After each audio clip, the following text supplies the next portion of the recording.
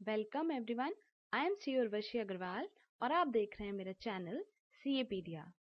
आज का हमारा टॉपिक है SA 330 the auditors responses to assist risk. SA 330 बहुत इंपॉर्टेंट है, लेकिन एसे 330 देखने से पहले प्लीज एसे 315 का वीडियो चेक कर लेना जिसने नहीं देखा है। एक बहुत इजी अंडरस्टैंडिंग मिलेगी एसे 330 के लिए। Okay, let's start. सबसे पहले इसमें आता है auditors objective to obtain sufficient and appropriate audit evidence about assessed risk of material misstatements by designing and implementing appropriate responses to those risks। देखिए ऐसे 315 में हमने देखा था to identify and to assess risk. जो रिस्क हमने identify किए और असेस किए हैं ऐसे 315 के अकॉर्डिंग, उनकी क्या रिस्पॉन्सेज होंगे, उनके रिगार्डिंग ऑब्टेन करना है ऑडिट एविडेंस। ये रिस्पॉन्सिबिलिटी है ऑडिटर की एज पर एसे 330। अब क्या ऑडिट प्रोसीजर्स लगेंगे? Audit procedures responsive to assessed RMM. कौन से ऑडिट प्रोसीजर्स की बात करता है एसे 330? फर्दर ऑडिट प्रोसीजर्स की बात करता है। जब हमने एसे 300 में ऑडिट प्लान पढ़ा था, उसमें भी हमने डिस्कस किया था FAPs further audit procedures at assertion level. दो तरह के ऑडिट प्रोसीजर्स होते हैं further audit procedures, test of controls and substantive procedures. Test of controls किसके लिए होते हैं? For internal controls. And substantive procedures होते हैं फॉर फाइनेंशियल स्टेटमेंट्स। इनको दोनों को हम डिटेल में भी डिस्कस करेंगे नेक्स्ट स्लाइड में।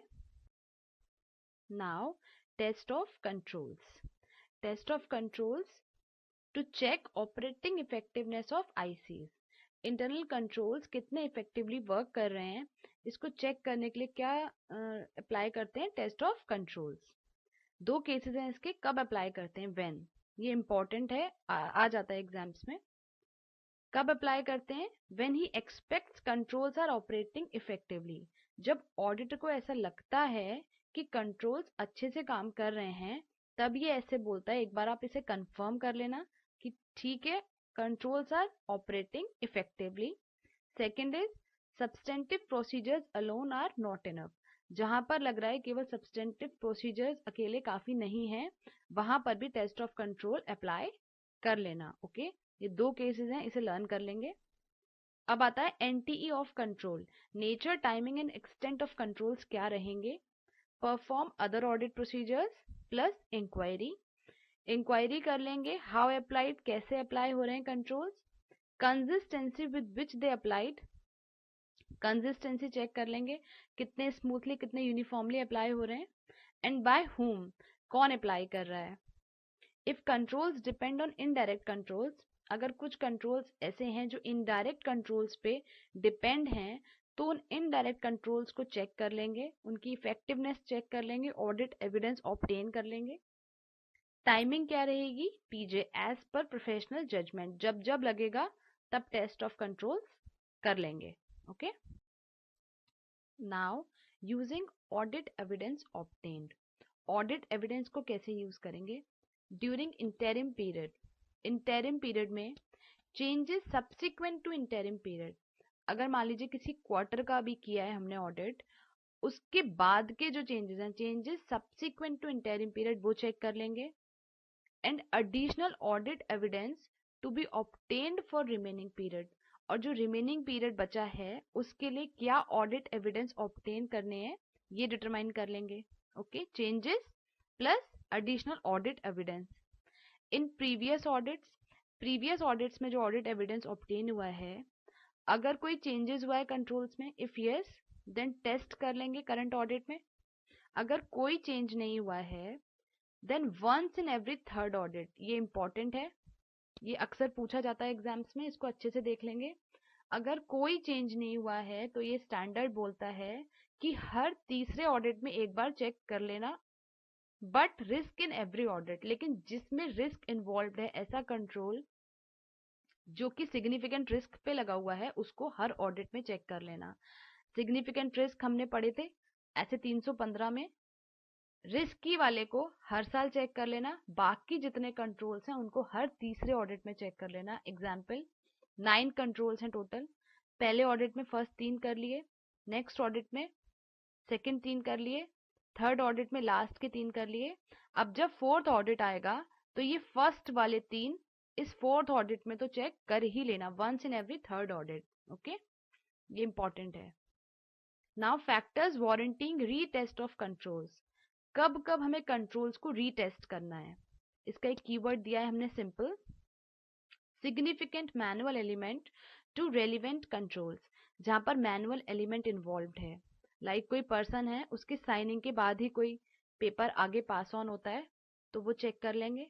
डेफिशिएंट जनरल आईटी कंट्रोल्स, जहां पर आईटी कंट्रोल्स वीक हैं। डेफिशिएंट मॉनिटरिंग ऑफ कंट्रोल्स, जहां पर चेकिंग ऑफ कंट्रोल्स वीक है, मॉनिटरिंग वीक है।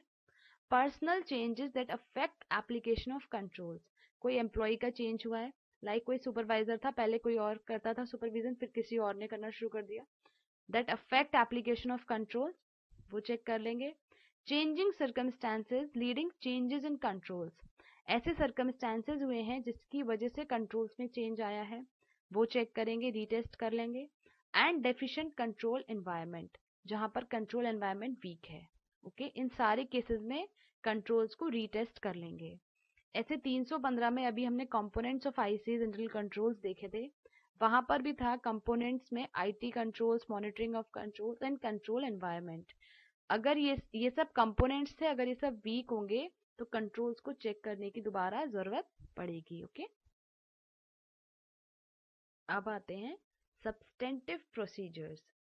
सब्सटेंटिव प्रोसीजर्स किसके लिए लगते हैं? फाइनेंशियल स्टेटमेंट्स पे, वाउचिंग वेरिफिकेशन जिसको हम बोलते हैं, that is substantive procedures. Irrespective of assessed RMM, ये हमें करने ही करने होते हैं substantive procedures. Assessed RMM risk of material misstatements है या नहीं है, substantive procedures in any case apply करने ही होते हैं।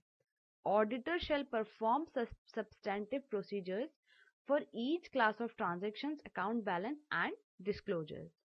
Substantive procedures दो तरीके के होते हैं, टेस्ट ऑफ डिटेल जिसमें हम डिटेल्ड में चेकिंग करते हैं, एंड सब्सटेंटिव एनालिटिकल प्रोसीजर्स, ये होते हैं लाइक कंपैरिजन, जैसे कि करंट रेशियो चेक किया, लास्ट ईयर कितना था, इस साल कितना था, सेल्स पिछले साल कितनी थी, इस साल कितनी थी, इसको बोलते हैं analytical procedures. And test of detail, जिसमें पर्टिकुलर हर ट्रांजैक्शन, हर अकाउंट बैलेंस को हम चेक करते हैं। ओके, अब आता है external confirmations as substantive procedures.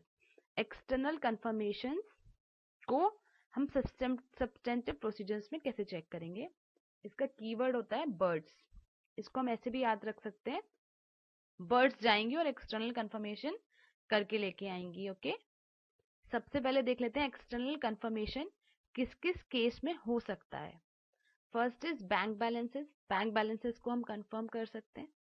I for investments purchased but delivery not taken, investment खरीदे गए बट डिलीवरी नहीं हुई है उनकी। Account receivable balance and account payable balance, इसका कंफर्मेशन ले सकते हैं। Property title deeds held by lawyers as security या सेफ कस्टडी, जो टाइटल डीड्स हैं जो कि लॉयर्स के पास रखी हुई हैं एज सिक्योरिटी पर्पस या सेफ कस्टडी के लिए, उनका एक्सटर्नल कंफर्मेशन कर सकते हैं। Stock held by third party at bonded warehouses for processing और ऑन कंसाइनमेंट, स्टॉक जो कि थर्ड पार्टी के पास पड़े हुए हैं उनका हम एक्सटर्नल कंफर्मेशन कर सकते हैं। ओके, एक्सटर्नल कंफर्मेशन पे फुल ऐसे आएगा आगे, वहां पर भी कीवर्ड यही चलेगा, इसको याद कर लीजिएगा, birds, B for bank, I for investments, R for receivable, D for deeds and S for stock. Okay, now factors assisting the auditor in determining use of external confirmation. अभी जो हमने पढ़ा था वो था एक्सटर्नल confirmations को हम as substantive procedures किन किन केसेस में यूज कर सकते हैं। अब है कि कौन से ऐसे फैक्टर्स हैं जो ऑडिटर को हेल्प करते हैं कि एक्सटर्नल कंफर्मेशन का यूज हो सकता है या नहीं हो सकता है। इसका कीवर्ड है ओके वेट। ओके, इसे याद रहेगा, okay wait. O for objectivity of intended confirming party, objectivity पे डिपेंड करता है। इफ रिलेटेड पार्टी, अगर जो कंफर्मिंग पार्टी है वो रिलेटेड पार्टी है, then less reliable, less reliable है, वहां पर एक्सटर्नल कंफर्मेशन यूज नहीं हो सकता। Confirming parties knowledge of subject matter, के फॉर नॉलेज। अगर जो कंफर्मिंग पार्टी है उसको उस बारे में कोई नॉलेज नहीं है, लेस नॉलेज है, देन लेस रिलायबल होगा। एंड वाइस वर्सा, अगर नॉलेज है उस सब्जेक्ट मैटर की देन वो रिलायबल होगा। W for willingness of intended confirming party. Willingness, अगर वो तैयार ही नहीं है बताने के लिए, विलिंग नहीं है, तो हम यूज नहीं कर सकते एक्सटर्नल कंफर्मेशन को। इसके 3 पार्ट्स हैं। वेट इसलिए है WAIT, okay. May not accept responsibility, अगर वो एक्सेप्ट नहीं करती है अपनी रिस्पॉन्सिबिलिटी को कि कंफर्म करना है, इसको अपनी रिस्पॉन्सिबिलिटी नहीं समझती, तो आप नहीं ले सकते external confirmation. In different currencies, अगर वो ट्रांजैक्शन दूसरी करेंसीज में करती है तो आप कंफर्मेशन नहीं ले पाएंगे। अगर उसको लगता है कंफर्मिंग पार्टी को कि बहुत टाइम कंज्यूमिंग है या बहुत कॉस्टली बैठेगा कंफर्म करना, तो भी वो एबल नहीं होगी कंफर्म करने के। Okay, willing, not willing and not able to confirm. Okay, तो ये केसेस हैं जो ऑडिटर को असिस्ट करेंगे कि कब एक्सटर्नल कंफर्मेशन यूज हो सकता है और कब नहीं हो सकता है। ओके, लास्ट इसमें टॉपिक है substantive procedures to financial statements closing process. Closing process में क्या सब्सटैंटिव प्रोसीजर्स अप्लाई हो सकते हैं? रिकंसाइलिंग, रिकंसिलेशंस को चेक कर लेंगे, plus examining material journal entries, material journal entries को एग्जामिन कर लेंगे, प्लस जो भी एडजस्टमेंट हुए क्लोजिंग में वो चेक कर लेंगे। ओके, इसी के साथ हमारा ऐसे 330 टॉपिक यहीं पे खत्म होता है। मुझे लगता है आप लोगों के लिए हेल्पफुल रहा होगा। अगर यूजफुल रहा है, अगर हेल्पफुल रहा है, please like this video and subscribe my channel. मिलते हैं नेक्स्ट वीडियो में, तब तक के लिए टेक केयर, बाय बाय।